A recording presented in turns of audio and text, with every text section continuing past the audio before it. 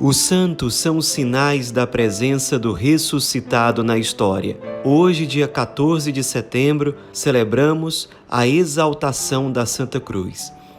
A festa litúrgica de hoje vem depois da reforma litúrgica preconizada pelo Concílio Vaticano II, substituir duas celebrações litúrgicas anteriores, todas as duas voltadas para a cruz de Nosso Senhor.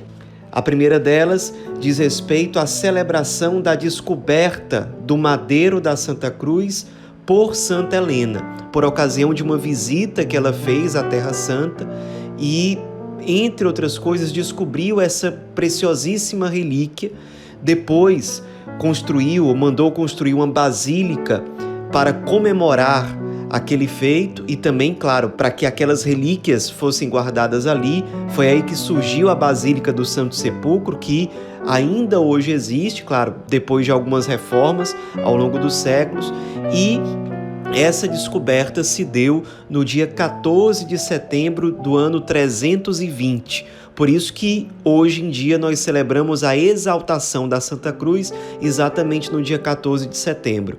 Outra celebração litúrgica anterior que nós tínhamos era a celebração do resgate desse mesmo madeiro precioso das mãos dos persas, porque por causa de um conflito, os persas roubaram a relíquia com o santo madeiro e depois houve um ataque cristão, depois um acordo político de paz que fez com que o madeiro da Santa Cruz fosse devolvido à Terra Santa e, ao chegar em Jerusalém, foi recebido com muita alegria, com muita festa, realmente de modo triunfante pelos cristãos de forma geral.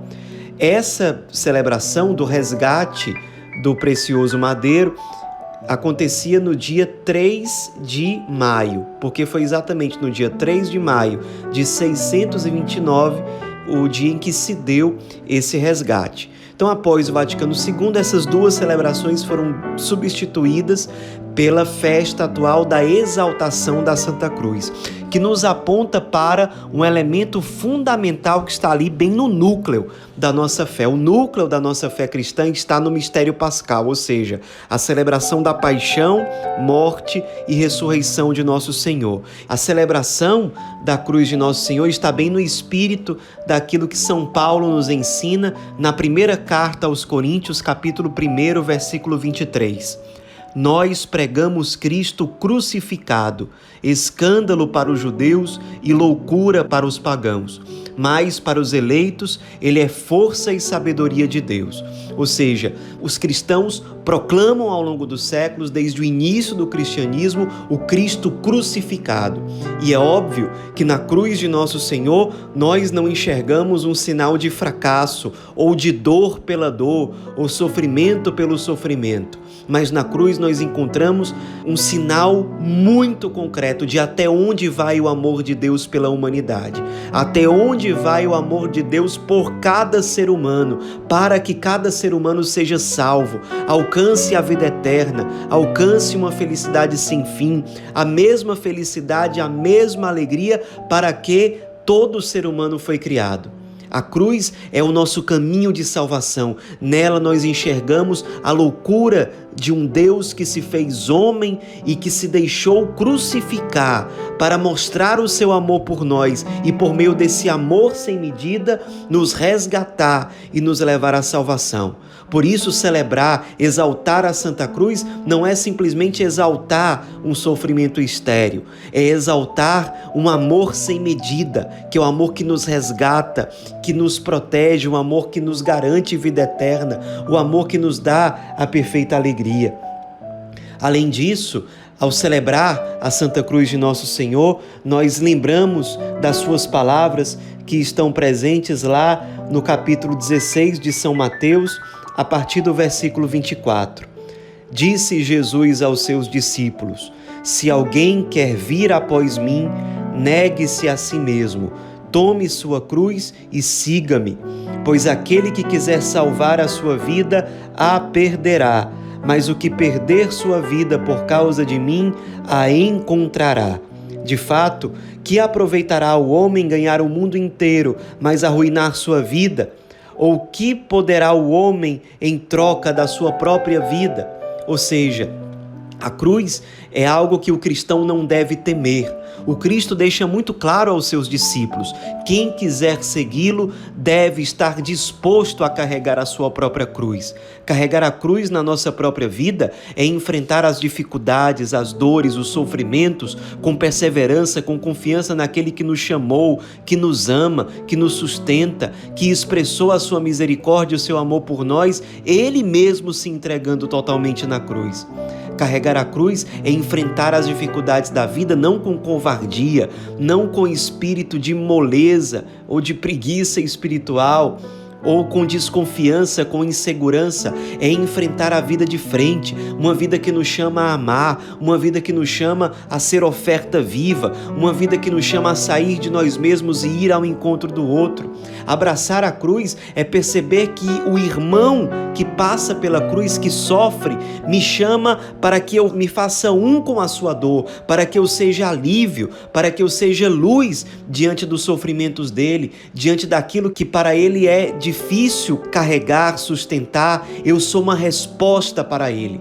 Carregar a cruz significa ser compassivo, ter compaixão diante do outro que de algum modo é crucificado, me fazer um com a sua dor, sendo para ele uma expressão do Cristo que se entregou inteiramente por mim na cruz. Eu me descubro amado infinitamente por Deus ao contemplar a sua cruz, e como um sinal de gratidão e de generosidade, eu amo de volta aquele que se deixou crucificar por mim, amando-o nos crucificados que eu encontro na minha própria história.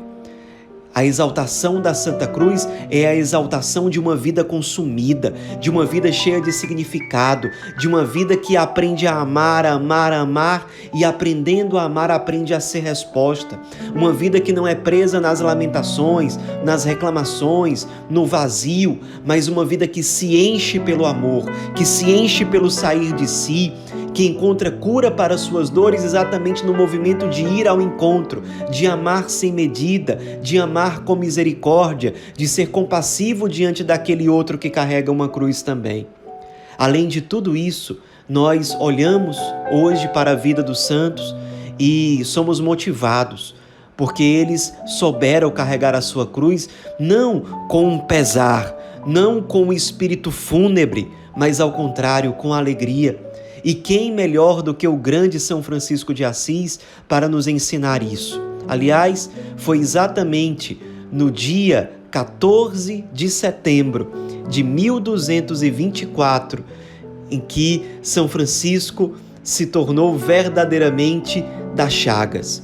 Foi nesse dia 14 de setembro, pela manhã, que São Francisco, no Monte Alverne, recebeu os santos estigmas na sua própria carne. Até então, isso não tinha acontecido com nenhum ser humano ao longo da história, de receber na sua própria pele as mesmas feridas que o Cristo carregou na cruz. É sinal de que aquele santo foi tão íntimo do crucificado, esteve tão pobre, tão disponível, tão disposto a sentir em si pelo menos uma parte das dores do Cristo, se fazendo compassivo diante do crucificado, que Deus deu essa graça extraordinária de união com Cristo.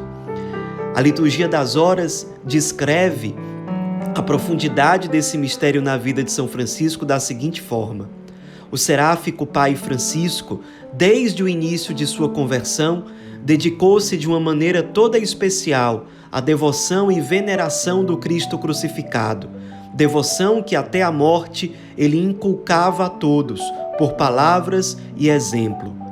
Quando, em 1224, Francisco se abismava em profunda contemplação no Monte Alverne, por um admirável e estupendo prodígio, o Senhor Jesus imprimiu-lhe no corpo as chagas de sua paixão.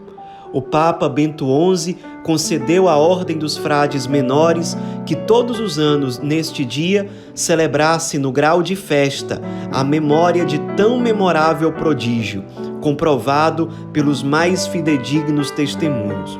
Hoje em dia, após o Vaticano II, a família franciscana celebra o recebimento das chagas por parte de São Francisco no dia 17 de setembro, para não chocar com a festa da exaltação da Santa Cruz. Nos inspiremos em tudo isso que a festa litúrgica de hoje nos convida a viver, a contemplar, a assumir na nossa própria vida com uma perfeita alegria, a alegria daqueles que estão dispostos a amar como Cristo nos amou, a alegria daqueles corações generosos que, sabendo-se amados plenamente por Deus, que se deixou crucificar, estão dispostos a sair de si, a amar, a se fazer um com as dores dos seus irmãos. E para finalizar a reflexão de hoje, vamos escutar a narrativa feita por Tomás de Celano, o principal biógrafo de São Francisco, sobre como se deu o recebimento das chagas no seu próprio corpo. Diz Tomás de Celano: 2 anos antes de entregar sua alma ao céu, estando no eremitério, que por sua localização tem o nome de Alverne, Deus lhe deu a visão de um homem com a forma de um serafim de 6 asas, que pairou acima dele com os braços abertos e os pés juntos, pregado numa cruz. 2 asas elevaram-se sobre a cabeça, 2 abriram-se para voar e 2 cobriam o corpo inteiro. Ao ver isso, o servo do Altíssimo se encheu da mais infinita admiração, mas não compreendia o sentido. Experimentava um grande prazer e uma grande alegria pelo olhar bondoso e amável com que o serafim o envolvia. Sua beleza era indizível, mas o fato de estar pregado na cruz e a crueldade de sua paixão atormentavam-no profundamente. Levantou-se triste e alegre ao mesmo tempo, se isso se pode dizer, alternando em seu espírito sentimentos de gozo e de padecimento. Tentava descobrir o significado da visão e seu espírito estava muito ansioso para compreender o seu sentido. Estava nessa situação com a inteligência, sem entender coisa alguma, e o coração avassalado pela visão extraordinária, quando começaram a aparecer-lhe nas mãos e nos pés as marcas dos 4 cravos, do jeito que as vira pouco antes no crucificado. Suas mãos e seus pés pareciam atravessados, bem no meio pelos cravos, sobressaindo as cabeças no interior das mãos e em cima dos pés e as pontas do outro lado. Os sinais eram redondos nas palmas das mãos e longos no lado de fora, deixando ver um pedaço de carne como se fossem pontas de cravo entortadas e rebatidas, saindo para fora da carne. Havia marcas dos cravos também nos pés, ressaltadas na carne. No lado direito, que parecia atravessado por uma lança, estendia-se uma cicatriz que frequentemente soltava sangue, de maneira que sua túnica e suas calças estavam muitas vezes banhadas naquele sangue bendito. Infelizmente, foram muito poucos os que mereceram ver a ferida sagrada do seu peito, enquanto viveu crucificado o servo do Senhor crucificado. Feliz foi Frei Elias, que teve algum jeito de vê-la durante a vida do santo. Não menos afortunado foi Frei Rufino, que a tocou com suas próprias mãos, porque num dia que lhe friccionava o peito, sua mão escorregou casualmente para o lado direito e tocou a preciosa cicatriz. A dor que o santo sentiu foi tão grande que afastou a mão e gritou pedindo a Deus que o poupasse. Que São Francisco de Assis, São Francisco das Chagas nos ensine a ter o mesmo amor pelo crucificado. O crucificado que na nossa realidade concreta, seja ela qual for, continua se deixando encontrar. Quando nós o tocamos especialmente na sua carne sofredora, presente de forma real naqueles que mais sofrem, nos mais esquecidos, nos menos amados. Amando os menos amados, abraçando neles o crucificado, verdadeiramente exaltemos a nossa cruz, caminho de salvação. Amém.